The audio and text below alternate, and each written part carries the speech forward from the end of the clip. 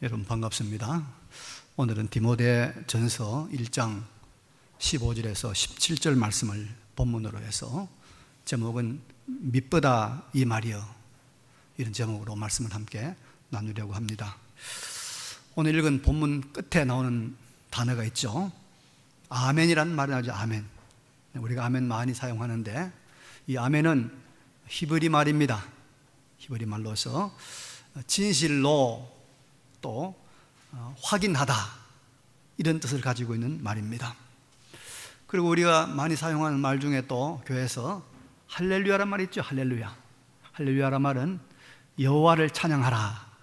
야는 야훼 여호와, 할렐 여호와를 찬양하라.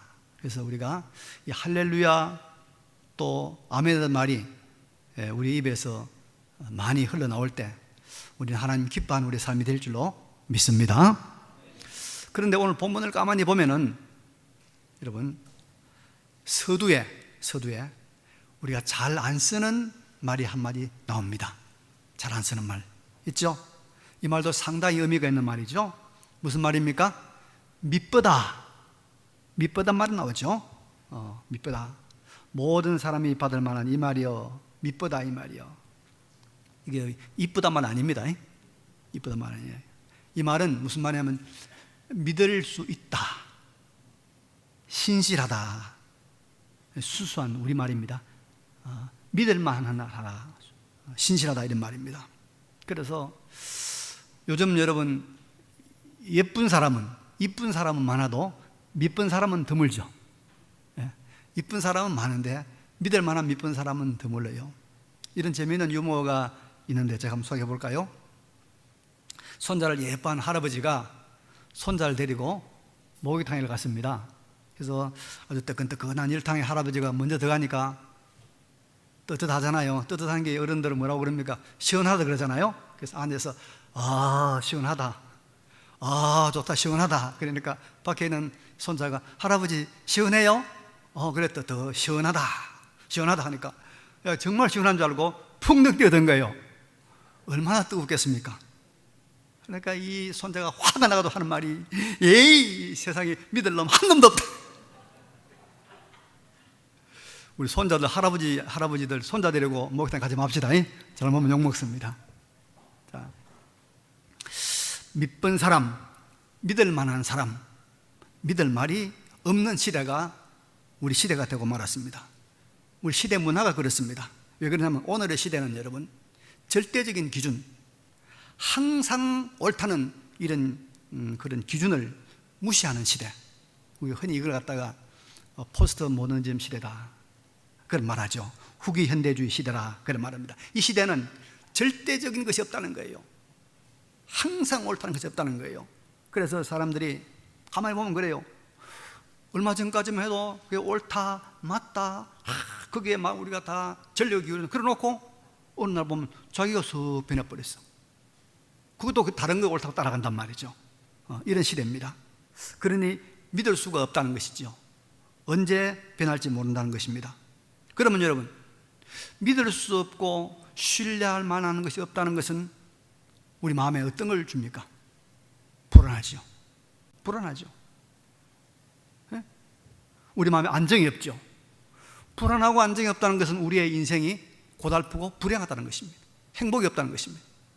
그래서 우리가 많은 물질을 소유한 풍요의 시대를 살고 있지만은 오늘 21세기의 우리 인간들은 사실은 불행한 시대에 살고 있다는 그런 분석이 있는 것입니다. 그러나 성경은 이렇게 말합니다. 미쁘다, 모든 사람이 받을 만한 이 말이요, 모든 사람이 받을 수 있는 믿을 만한 신실한 말이 있다는 것입니다. 변하지 않는 것이 있다는 것입니다. 절대적 진리가 있다는 것입니다. 세월이 가도, 문화가 바뀌어도, 지역이 바뀌어도, 세대가 바뀌어도 변하지 않는 믿을 만한 것이 있다는 것입니다. 이것이 무엇입니까? 오늘 본문에는 그것을 이렇게 표현하고 있습니다. 그리스도 예수께서 죄인을 구하시려고 세상에 임하셨다 하였도다. 그리스도 예수께서 죄인을 구원하려고 세상에 임하신 이것은 변한다는 믿을만 하다는 것이죠. 여러분, 여러분, 이게 바로 뭡니까? 바로 복음입니다. 복음. 다른 말로 성경입니다. 성경. 여러분, 성경의 다른 말은 복음이고, 이 복음의 핵심 내용은 하나님이신 예수님이 죄인을 구원하러 이 세상에 오셨고, 그리고 그 목적을 다 이루셨다는 것, 이것이 여러분 복음의 핵심이고 성경의 중심 내용입니다. 복음, 하나님의 말씀, 성경은 여러분 믿을 수가 있습니다. 확실하게 믿을 수가 있는 하나님의 말씀입니다. 왜 그러냐면 이 복음, 하나님의 말씀은 하나님의 계약입니다. 계약. 하나님 언약입니다. 여러분, 세상에서도 사람들은 계약을 체결하면 그걸 지키려고 애를 쓰지 않습니까? 예를 들어서 제가 어떤 친구에게 이 친구 우리 다음 달에 설악산 놀러 갑시다. 그러면 그냥 그래 갑시다 그런 말합니다. 그런데 이렇게 말합니다. 아니, 확실하게 해서 우리 계약을 씁시다. 그럼 그 뭐라 할까요? 좀 기다려봐. 내가 뭐 다음 달 무슨 일지 모르니까 하면서 안 한단 말이죠. 계약을 체결하면 사람들이 그것을 지키려고 애를 쓴단 말이죠. 네? 성경은 여러분, 이 복음은 계약의 책입니다. 언약의 책입니다. 그래서 구약은 옛날 언약, 신약은 새로운 언약, 언약의 책입니다. 그런데 아무리 계약을 체결해도 그 계약의 당사자가 그걸 지킬 만한 능력이 없다든지, 또 혹은 그 사람이 죽어버리면 어떻게 될까요, 여러분? 그 계약은 지켜질 수가 없고 폐기되고 그 계약은 무효가 되는 거 아니겠습니까? 그래서 남녀가 우리가 결혼식 할 때, 저도 뭐 결혼 주례를 많이 했습니다만은 서약을 합니다. 서약을 아무리 해도 한편이 죽어버리면은 그 서약은 무효가 되는 거예요. 그래서 재혼해도 괜찮은 거예요, 우리가 다. 그렇지 않습니까? 그런데 여러분, 성경, 복음은 하나님이 우리와 맺은 계약입니다. 계약의 당사자가 누굽니까? 하나님이단 말이에요, 하나님. 이것은 계약의 한쪽 당사자가 하나님이라는 걸 말하고 있는 겁니다. 그래서 17절에 보니까 하나님이 이렇게 말씀하고 있죠. 영원하신 왕, 곧 썩지 아니하고 보이지 아니하고 홀로 하나이신 하나님께 존귀와 영광이 영원 무궁하도록 있을지어다. 아멘. 그랬어요. 이 말씀은 우리와 계약을 맺은 하나님이 어떤 분인가? 영원하신 왕이다. 영원하신 왕이다. 그리고 그분은 썩지 아니한다. 불변한단 말입니다. 불변한다. 썩으면 변하잖아요. 불변한다. 보이지 아니한다. 불가견적이요 불가해한 영원 무궁하신 분이다. 그분이 계약을 체결하는 것이 복음이단 말이에요. 이 말씀이단 말이에요. 그러니까 우리가 그 말씀은 어떻게 해요? 믿을 수가 있다 이 말이에요. 믿을 수가 있다. 그래서 믿보다 이 말이 한 것입니다. 그래서 베드로전서 1장 25절에 보니까 그러므로 모든 육체는 풀과 같고 그 모든 영광은 풀의 꽃과 같으니 풀은 마르고 꽃은 떨어지되 오직 주의 말씀은 어떻다고요? 세세토록 있도다 하였으니 너희에게 전한 복음이 곧 이 말씀이니라. 할렐루야. 그래서 여러분, 우리가 믿음의 사람이 된다고 할 때 그 사람은 어떤 사람이냐? 하나님의 말씀을 그대로 신실한 믿은 말씀이라고 믿는 사람이 믿음의 사람이에요. 봉사 많이 한다고, 착한 일 많이 한다고, 그게 여러분 믿음의 사람 아닙니다. 하나님의 말씀이 그대로 이루어질 줄로 추호도 의심하지 않고 믿는 사람이 그게 믿음의 사람. 그래서 우리가 믿음의 조상이 누구입니까? 믿음의 조상 아브라함이죠. 아브라함이 얼마나 하나님 말씀 믿었는가 한번 볼까요? 하나님께서 아브라함의 아들 이삭을 통해 이렇게 말씀했습니다. 내가 네 아들 이삭을 통하여 큰 민족을 이루겠다. 이삭이 아직도 장가도 가기 전입니다. 아이 있을 때. 근데 하나님께서 아브라함에게 뭐라고 말씀하셨습니까? 네 아들 이삭을 저 내가 지시한 모리아 산에 가서 번제로 잡아서 제사를 드리라는 거예요. 하나님 분명히 말씀한 거예요. 아브라함이 순종을 했습니다. 아들을 잡아서 하나님께 제사를 드리려고 했어요, 아브라함이. 그런데 그때 아브라함은 무슨 믿음을 가지고 있었다고 히브리서 기자가 말하고 있냐면, 아브라함은 그때 부활의 신앙을 가졌다. 부활의 신앙을 가졌다. 그래 말합니다. 왜 부활의 신앙을 가졌냐면, 하나님께서 아브라함의 이 이삭을 통해서 큰 민족을 이룬다고 분명히 말씀하셨고, 그 말씀은 반드시 이루어져야 되는데 이삭이 죽었어요. 그러면 그 하나님의 이삭을 통하여 큰 민족을 이루겠다는 하나님의 약속이 이루어지기 위해서는 죽은 이삭이 어떻게 돼요? 다시 살아나야 되죠. 살아나야 되죠. 살아나야 다시 그 아이가 아이를 낳을 거 아닙니까? 그래 큰 민족이 이룰 거 아닙니까? 이렇게 아브라함은 하나님의 말씀이 철저히 이루어질 것을 믿었기 때문에 그때 벌써 부활의 신앙을 가졌다라고 히브리서 기자는 우리에게 말해주고 있습니다. 그래서 하나님의 약속은 생사를 초월해서, 나라의 흥망성쇠를 초월해서 반드시 이루어진다는 그 믿음이 참 믿음인 줄로 믿습니다. 이제 여러분, 우리가 다른 것은 다 믿을 수 없다고 하더라도 이 복음, 하나님의 말씀, 성경만은 모든 존재를 초월하신 살아계신 하나님이 붙잡고 계시는 절대적 진리요, 절대적 윤리임을 확신하고, 하나님이 붙잡고 계시는 절대의 진리가 이 하나님 말씀이고, 이게 복음이단 말이에요. 이 절대적 윤리단 말이에요. 그래서 우리가 이 하나님의 말씀에, 이 하나님의 진리에, 하나님이 가르치는 이 윤리에 우리의 모든 것을 다 걸어야 됩니다. 우리의 꿈도 거기에 걸고, 우리 재산도 거기에 걸고, 우리 이상도 거기에 걸고, 우리의 모든 야망도 거기에 거는 사람이 가장 지혜로운 사람, 현명한 사람이 될 줄로 믿습니다. 말씀 앞에, 믿을 만한 말씀 앞에 인생을 거시길 바랍니다. 그래야 승리합니다. 승리합니다. 이제 이 믿을 만한, 참으로 믿을 만한 이 믿번 복음, 절대적으로 믿을 수 있는 하나님의 말씀, 성경의 내용을 좀 살펴보겠습니다. 본문에서 바울은 아주 간단하게 이렇게 말하고 있죠. 믿보다 모든 사람이 받을 만한 이 말이여, 그리스도 예수께서 죄인을 구원하시려고 세상에 임하셨다 하였도다. 죄인 중에 내가 괴순이라. 그러나 내가 긍휼을 입은 까닭은 예수 그리스도께서 내게 먼저 일체 오래 참으심을 보이사 후에 주를 믿어 영생 얻는 자들에게 본이 되게 하려 하심이라. 할렐루야. 말씀 보시죠.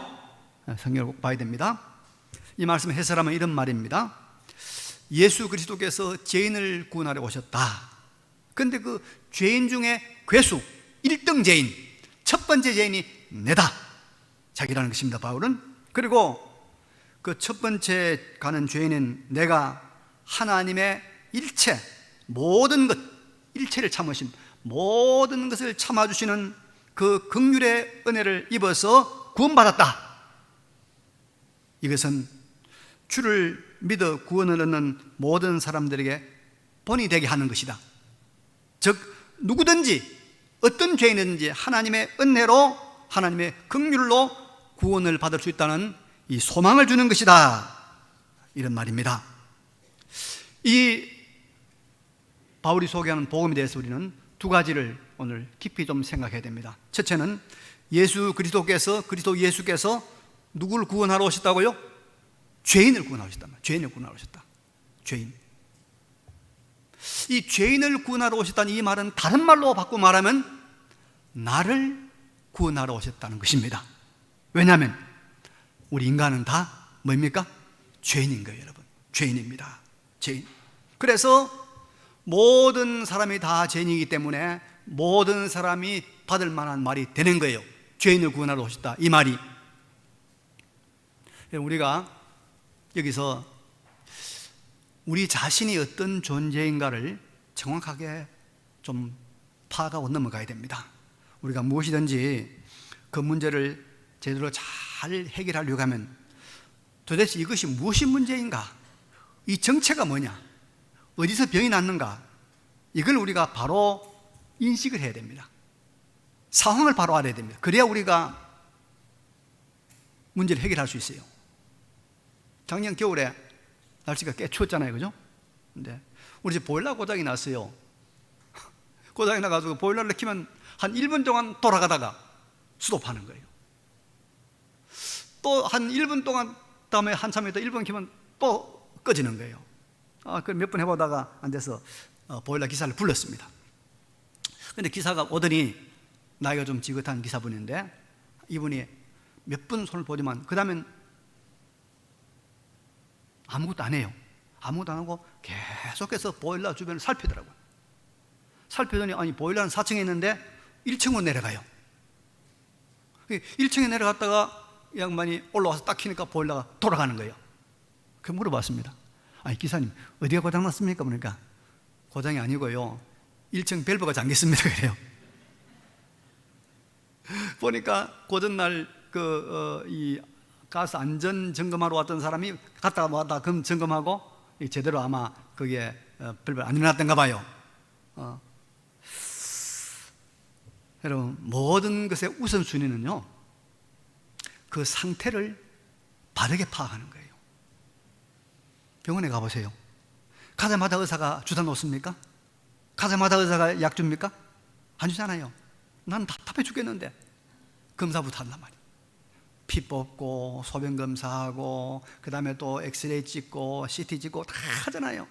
그렇죠? 왜 그럽니까? 상태를 먼저 파악해야 되는 거예요. 상태를. 그럼 여러분, 이 인간이란, 우리 사람이란 존재가 어떤 존재인가, 어떤 상태인가를 그걸 먼저 파악해야 될 거 아닙니까? 파악해야 돼요. 그러면 여러분 한번 생각해 봅시다. 우리 사람이라는 저와 여러분, 이게 착한 존재예요? 우리 아이들이 참 착하죠? 참 착하죠? 안 그래요? 어떻습니까? 아니면 우리가 착하지 못하면 악한 거죠, 뭐. 악한 존재입니까? 정확하게 얘기하자고. 우리 아들 착해요? 우리 며느리 착해요? 우리 손자 착해요? 내가 착해요? 속지 말아요. 인간은 다 뭐요? 죄인이란 말이에요. 그부터 먼저 파악해야 돼요. 이게 제대로 파악 안 되면 역사가 뒤집어지는 거예요. 이게 제대로 안 되면 집안이 망하는 거예요. 악한 존재예요, 인간.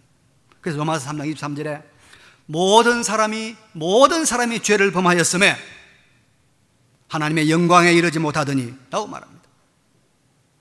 시편 51편에 내가 죄악 중에서 출생하였으며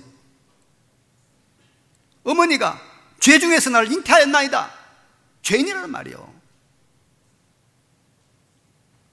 예레미야 17장 9절에 만물보다 거짓되고 심히 부패한 것은 마음이라, 그렇게 말하고 있는 겁니다. 하나님의 말씀이 분명하게 말하고 있는 겁니다. 성경 여러분, 이렇게 선명하게 인간은 그 정체가 죄인이다고 우리에게 말해주고 있습니다. 성경의 위대한 인물들의 모습을 통해서 인간이 죄인이라고 하는 것을 성경은 적나라하게 우리에게 고발하고 있습니다. 여러분, 다윗이라는 사람이 몇 살에 왕이 된지 압니까? 다윗이 30살에 왕이 됐어요. 우리 37인가 6인가 야당 대표됐다고 난리인데 다윗은 30살에 왕이 됐습니다. 근데 다윗은 왕이 되기 전 20대도 참 훌륭한 사람이었습니다. 그 사람이 사울에게 쫓겨 다니면서 하나님을 향하여 남겼던 시들, 그때 하나님께 호소했던 것, 그 자기를 죽이려고 하는 사람을 대했던 것, 이런 걸 대하면 참 다윗은 정말 성자입니다. 훌륭한 사람입니다. 그런데 나이가 들고, 그런 훌륭한 사람이 나이가 들고 원숙한 사람이 되고 왕이 된 이후에 어떻게 됐습니까? 다윗이 나중에 어떻게 됐습니까? 간음하고 살인하지 않았습니까? 이게 뭡니까? 인간은 죄인이라고 하는 것을 정확하게 우리에게 고발하고 있는 것입니다. 정말 속지 말아요, 여러분요. 착하죠? 착해 보이죠? 죄인이에요. 그리고 우리 각자의 인생 경험을 통해서 우리가 얼마나 죄인인가를, 죄악투성인가를 우리는 얼마든지 경험하지 않았습니까? 그래서 여러분, 세상에서, 역사에서 언제나 겸손한 사람은 살아남고 성공합니다. 그러나 오만하고 교만한 사람은 패망하고 실패하는데, 겸손한 사람이 누구인가?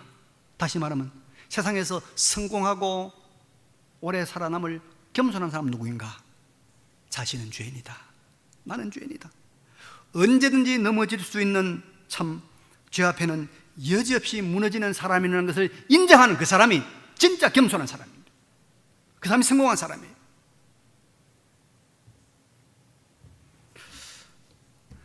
인간은 죄가 없다, 없을 수 있다. 인간의 이성과 인간의 지혜, 인간의 과학과 기술을 잘 발달시키면 인간은 이상적인 사회를 만들어낼 수 있고, 좋은 제도를 만들어서 이 파라다이스, 이 세상을, 이상향을 만들 수 있다는 이런 공산주의 사상, 사회주의 사상, 오늘 현대주의 사상, 이것이야말로 인간을 잘못 진단하는 것입니다. 인간을 잘못 파악하는 것입니다. 항상 나는 죄인이라는, 그래서 겸손한 마음, 그래서 항상 조심하는 마음, 항상 자신을 살피는 마음. 사도 바울 같은 위대한 사람이 자신을 죄인 중에 괴수로 했으니까 우리 같은 사람이야 괴수의 10배나 더 되는 괴수 아니겠습니까, 여러분? 그래서 내가 죄인임을 바로 깨닫는 것이 여러분, 지식 중에 지식이고 지혜 중에 지혜입니다. 우리 자신이 죄인임을 언제나 고백하고 깨닫는 겸손한 사람 되시길 바랍니다. 그러면 여러분, 이런 죄인이 어떻게 구원 얻을 수가 있을까요? 어떻게 우리가 구원에 이를까요? 바울은 고백합니다. 하나님이신 그리스도 예수께서 죄인된 우리를 구원하러 오시는 긍휼, 불쌍히 여기심을 보이셨고, 그리고 그의 오래 참으심, 그의 오랜 인내를 통해서 구원하셨다, 그런 말씀을 하고 있습니다. 바로 그리스도 예수께서 성육신 하시고 고난받으시고 십자가에 죽으시고 부활 성천하시는 이 구속의 사역을 통해서, 이 예수 그리스도의 이 구속 사역을 통해서 우리를 구원하셨다는 것입니다. 우리는 이 예수 그리스도, 하나님이신 예수 그리스도께서 이 땅에 오셔서 고난받고 우리 대신에 십자가에 죽으신 이 모든 예수 그리스도의 구원 사역을 가리켜서 우리는 뭐라고 부릅니까? 은혜라고 부릅니다. 은혜. 이 하나님의 은혜가 없이는 우리는 구원받을 수가 없는 것입니다. 그래서 우리 인생이, 죄인된 인생이, 철저하게 죄인된 우리가 구원받는 길은 오직 하나님의 은혜다. 이것이 바로 복음의 내용인 것입니다. 은혜의 복음으로만 우리 인생은 여러분 구원을 받는다는 것을 믿으시기 바랍니다. 사람이 아무리 귀한 행위를 하고 아무리 착한 행위를 해도 여러분, 그것으로 인간은 하나님 앞에 의롭다함을 얻을 수 없고 구원함을 얻을 수가 없습니다. 하나님의 그 의미하고 그 완전한 하나님의 율법을 들이대면 인간은 다 죄인입니다. 인간은 다 허물이 있는 것입니다. 그래서 오직 하나님의 은혜로만, 예수님의 십자가의 은혜로만 우리가 구원받는다는 것을 꼭 기억하시기를 바랍니다. 그래서 로마서 3장 24절에 그리스도 예수 안에 있는 속량으로 말미암아 하나님의 은혜로 값없이 의롭다 하심을 얻은 자 되었느니라, 그래 말씀하고 있고, 에베소 2장 8절에는 너희는 그 은혜에 의하여 믿음으로 말미암아 구원을 받았으니 이것은 너희에게서 난 것이 아니요 하나님의 뭐라고요? 선물이라. 디도서 3장 7절에는 우리로 그의 은혜를 힘입어 의롭다 하심을 얻어 영생의 소망을 따라 상속자가 되게 하려 하심이라. 이제 여러분, 우리는 우리에게 하나님의 구원의 은혜가 있음을 알고 그 은혜가 얼마나 크고 감사한 것을 깨달아가는 이 삶을 살아가시기를 바랍니다. 우리가 이 하나님의 은혜로 구원받은 거예요. 예수님의 십자가의 이 은혜로, 예수님의 피공로로 우리는 한 것이 없고 값없이 주시는 하나님의 은혜로 구원받았다. 우리가 여러분 세상을 보면 참 세상이 점점 더 악해져 가는 것 같아요. 그런데 저는 이 악해져 가는 세상을 보면서 또 역설적으로 하나님의 은혜가 얼마나 큰 것인가를 깨달을 수 있다고 생각을 해요. 옛날에 그 저울에 이런 게 있을 거예요. 청평저울이라고 이렇게 수평을 이런 저울이 있죠. 약국 같은 데 가면 그거 썼는데 여기다 이제 물건 올려놓습니다. 그럼 이게 우리가 몇 g인가를 모르니까 여기다가 한쪽에다가 또 이렇게 뭐 10g, 5g 뭐 이런 또 이렇게 추를 올려줘. 그래서 이게 수평을 이루면 몇 g 알 수 있잖아요, 그죠? 그 내가 이걸 생각해 봤어요. 야, 인간의 죄가 참 많아서 내려가는 거예요. 내려가요. 그런데 무엇을 올리면 올라올까? 그러니까 하나님의 은혜를 얹어 놓으면, 하나님의 은혜를 얹어 놓으면 인간의 구원만 올라오는 거예요. 올라오는 거예요. 그런데 이 은혜가 얼마나 큰가? 이 하나님의 은혜의 무게가 얼마나 큰가를 우리는 모른단 말이죠. 그런데 죄악이 너무 커. 너무 커서 내려가 도무지 못 올 것 같은데 은혜를 얹으니까 또 올라와요. 그래서 우리가 은혜의 크기를 잘 모르지만은 인간의 죄악의 분량을 보면서 하나님 은혜가 얼마나 크구나, 하나님 은혜가 얼마나 무겁다는 것을 우리가 알 수 있다 이 말이에요. 그래서 여러분, 인간의 죄악의 그 크기가 역설적으로 하나님의 은혜의 크기를 나타내는 것이기도 합니다. 사실은 인간의 모든 죄를 다 실어도 하나님의 은혜, 예수 그리스도의 십자가의 공로는 그것을 다 끌어올리고도 남는 그 무게 있는 것인 줄로 믿습니다. 그래서 하나님의 은혜, 십자가의 은혜를 인하여 감사하는 우리의 삶이 되시기를 바랍니다. 그래서 성도는 어떤 사람이 성도냐? 은혜를 아는 사람이 성도입니다, 여러분. 네? 은혜를 아는 성도입니다. 하나님의 은혜, 구원의 은혜를 전달해준 사람의 은혜, 부모의 은혜, 선생의 은혜, 이웃의 은혜, 형제의 은혜, 나라의 은혜, 교회의 은혜, 이 은혜를 알고 은혜에 보답하는 삶을 살아가는, 감사한 마음을 살아가는, 이것이 성도의 가장 아름다운 모습이다. 그래서 우리가 효도가 뭡니까? 은혜를 아는 거 아닙니까?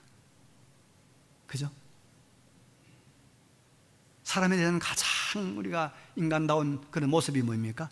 은혜를 아는 거 아닙니까? 하나님의 은혜를 아는 것, 이게 우리의 모습입니다. 그래서 17절에 보면 이런 말씀이 있습니다. 영원하신 왕 곧 썩지 아니하고 보이지 아니하고 홀로 하나이신 하나님께 존귀와 영광이 영원 무궁하도록 있을지어다. 아멘. 이 말씀은 바로 은혜, 구원의 은혜를 받은 모든 사람들이 돌릴 찬양입니다. 감사이고 또 고백인 것입니다. 우리가 이 하나님의 은혜, 죄인된 우리가 오직 하나님의 은혜로 구원받은 것을 알고 우리가 홀로 하나이신 하나님께 존귀와 영광을 영원 무궁토록 돌리는 이 삶을 살아갈 때 우리는 하나님이 기뻐하는 거룩한 성도의 모습을 유지하게 될 줄로 믿습니다. 이제 말씀을 정리합니다. 오늘 저는 여러분이 꼭 세 가지 부탁하고 싶어요. 오직 말씀, 우리의 모든 것을 다 걸어도 조금도 불안하지 않고 억울하지 않은 말씀에 여러분 거세요. 자녀도 여기 걸고, 남은 돈도 여기 걸고, 인생도 여기에 걸고 말씀에 걸어야 됩니다. 흔들림이 없습니다. 두 번째, 우리는 죄인인 걸 알아야 됩니다. 그래서 마지막까지 조심해야 됩니다. 마지막까지 겸손해야 됩니다. 마지막까지 경계해야 됩니다. 죄인된 우리가 구원받는 길은 오직 뭡니까? 하나님의 은혜입니다. 은혜에 감사하고 은혜에 보답하려고 애쓰고, 그리고 우리가 은혜로 인해서 하나님의 영광 돌리는, 은혜로 말하면 영광 돌리는, 오직 영광, 오직 은혜, 오직 말씀, 이 기본적인 하나님의 진리를 붙들고 살아가는 우리 모두가 되시기를 간절히 바랍니다. 이 말씀을 기억하시면서 잠깐 우리 하나님 앞에 결단의 기도를 드리면 좋겠습니다. 결단의 기도 드리겠습니다. 거룩하시고 전능하신 우리 아버지 하나님, 은혜와 사랑을 감사를 드립니다. 여호와 우리 아버지 하나님, 전능하신 우리 아버지 하나님께서 우리를 도와주심을 감사를 드립니다. 하나님 아버지, 우리가 하나님의 말씀으로 살게 하시고, 아버지 하나님 은혜로 살게 하시고, 아버지 하나님 영광으로 살게 해주시기를 간절히 빌고 원합니다. 거룩하시고 전능하신 우리 아버지 하나님 도와주옵소서. 하나님, 믿을 것이 없고 요동하는 이 세상 속에서 우리가 안심하고 모든 것을 걸 수 있는 하나님의 말씀 주심을 감사합니다. 우리 모두가 불변하는 신실한 믿번 하나님 말씀 붙들고 남은 인생 살게 하여 주옵소서. 하나님, 우리가 죄인임을 깨닫고 우리는 우리의 힘으로 구원받을 수 없고 오직 하나님의 은혜로 구원받은 것, 이 구원의 은혜, 구속의 은혜, 이 은혜에 감사하는 마음으로 하나님 앞에 영광 돌리며 살아가는 우리의 남은 여생 되게 하여 주시옵소서. 거룩하신 우리 아버지 하나님, 오직 말씀, 오직 은혜, 오직 영광 가슴에 기억하고 이 세상을 승리하며 살아가는 하나님의 거룩한 백성들의 자태가 우리의 삶 속에서 드러나게 하여 주시옵소서. 우리 주 예수 그리스도의 이름으로 기도드리옵소서.